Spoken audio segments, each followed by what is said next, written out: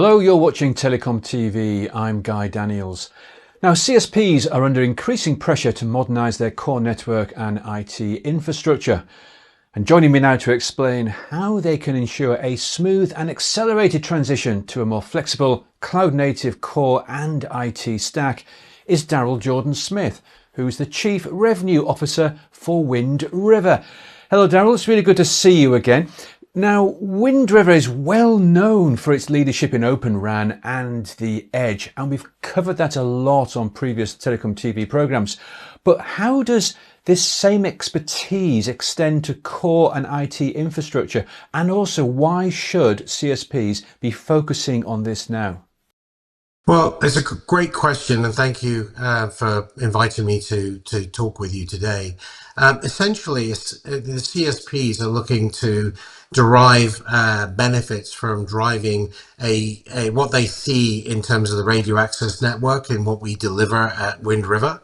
As you are well aware, as you mentioned, we're well known for deploying radio access networks in Open RAN, virtual RAN and traditional RAN based environments, and we deliver that over our operator cloud infrastructure, Wind River operator cloud platform, and we deliver that to a very high degree of availability, 5 and 6 nines, so carrier grade, always on availability.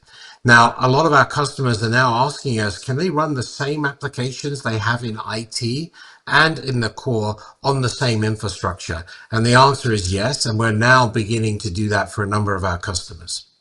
So, given these requirements, what are the biggest challenges that CSPs face in modernising their core and IT infrastructure, and how does Wind River's approach help to overcome them? Well, our approach overcomes a lot of the customers' concerns because of the automation that we bring to bear. As part of our Wind River Operator Cloud Infrastructure platform, we have a technology called Conductor, which leverages AI that enables you to automate the deployment of not just our infrastructure, but the migration of workloads from their existing infrastructure into a newer platform. So that's the first thing. The second thing really is our platform runs VMs in OpenStack, an open source project, as well as CNFs in a Kubernetes container-based platform, supported on a contiguous open source platform with a project that's known in the open source community as Starling X. So we have a very modern platform that's very proven, hardened to carrier grade, with a long life cycle that addresses some of those concerns that the carriers actually have, the CSPs actually have, in terms of migrating from a particular vendor today to someone newer tomorrow. In addition to that, what we're seeing is a lot of our customers are wanting both open source technology, but they also want choice. And our technology integrates that well with that of what they've already deployed. So we're not talking about a revolutionary approach, but an evolutionary approach in the migrations at the speed and velocity that our customers want, that they're comfortable with. In certain customers, they want to move very quickly because they want to move quickly from one infrastructure to the other, and we're actually enabling that.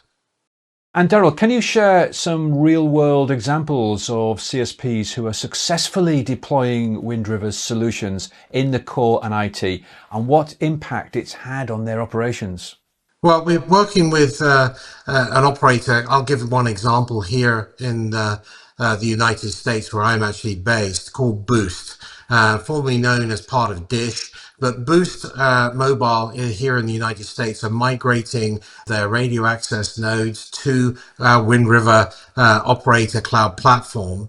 They're also moving a lot of their IT and their telco core application sets to run on our platform as well. Their core application is actually a sort of a hybrid core that runs in both AWS's environment. So we're hybrid in that nature in terms of collaborating with AWS, but a lot of the load balancing and other core IT-centric applications that run in and around core are running on Wind River Cloud Platform.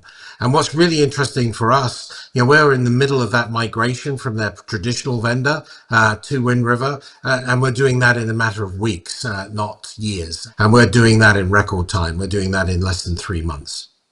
That's an interesting example there from Boost, Darrell. Have they articulated any of the benefits they've had from this approach? I think the key benefits for Boost, certainly from our perspective, is in three different areas. And I'm sure that they will articulate something very similar. The first area is they migrate to our Wind River Cloud platform and benefit from the long life cycle that we operate within. So we deliver a much longer life cycle with our technology than their traditional vendor does and has done in the past. So they have predictability, sustainability in what they're actually deploying into their network. That has long-term TCO benefits and cost benefits. So that's the first one. The second one is the speed of migration and the risk that we diminish by moving quickly. Again, moving 28,000 nodes from one vendor to our platform is a very big task in a short time frame. So that we mitigate a lot of that risk by moving quickly and driving that synergy for them. The third one is around the cost synergies of having a common platform. They can use Wind River's operator, our cloud platform, not just for the RAN, but also into the IT functions and their core as well. So they can actually run all of those applications over a common infrastructure and derive synergies and better TCO over a long term with that solution. That's great to hear. Well, a final question for you, Darrell. And as I mentioned earlier, CSPs are under increasing pressure to modernise quickly. So how does Wind River enable, a smooth transition, a fast transition to a more flexible and a cloud-native core and IT stack? Well, we operate our stack using two core technologies. One is based on OpenStack that runs on our platform.